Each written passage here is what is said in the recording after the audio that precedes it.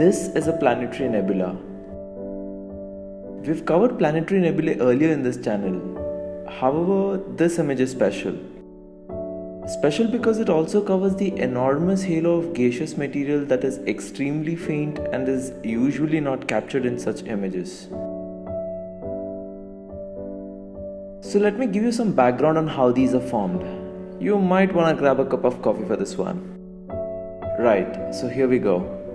Depending upon how stars end their lives, they can be classified into three categories. The first is a planetary nebula. Stars including our sun and up to 10 times the mass of our sun will end up this way. What is left behind will be a white dwarf. More on that later. The second is a neutron star. This is how stars that are between 10 to 29 times the mass of our sun end their lives. And stars that are bigger than 30 times the mass of our sun end up as, you guessed it, black holes. We'll cover the latter two in future episodes. For the first part, all stars start off as clouds of hydrogen and helium gas that collapse in on themselves. This could be triggered by an external event like an exploding star or gas being jostled around due to the merger of two galaxies. The reasons could be many. This infall of gas and dust is accelerated by gravity, causing the density, pressure and temperature at the center of the gas cloud to shoot up. Once the temperature at the core reaches 13 million Kelvin, hydrogen fusion starts. This pushes back on gravity and voila, we have a star. Stars spend almost 60% of their lifetime in this phase, called as the main sequence. This is where they fuse hydrogen into helium. Eventually though, helium builds up at the core of the star.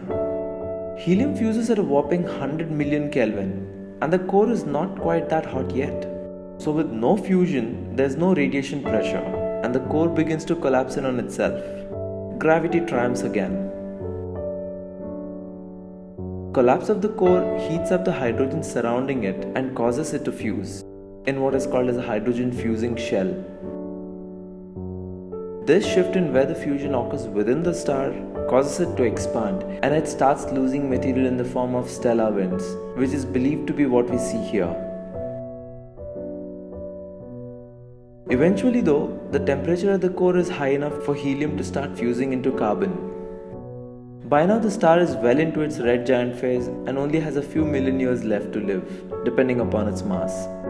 Unlike hydrogen, fusion of helium is highly sensitive to small fluctuations in temperature, which causes fluctuations in radiation pressure. This causes the radius of the star to increase and decrease in rapid successions over a 1 to 100 day period. These successively ejected shells of gas are what we believe these are.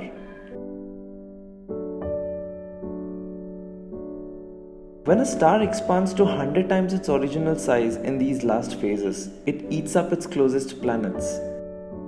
Small planets don't stand a chance and are evaporated.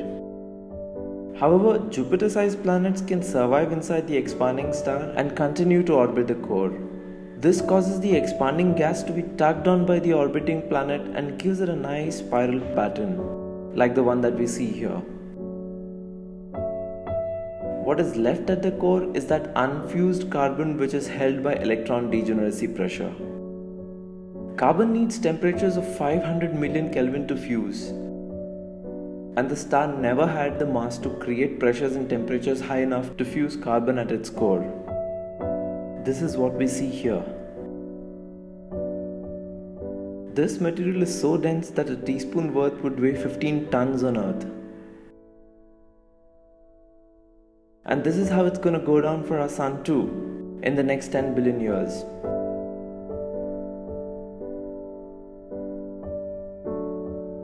The most interesting fact is this: every single atom of carbon in your body, on this earth, or in this universe started off this way, at the heart of a dying star, very much like our own sun.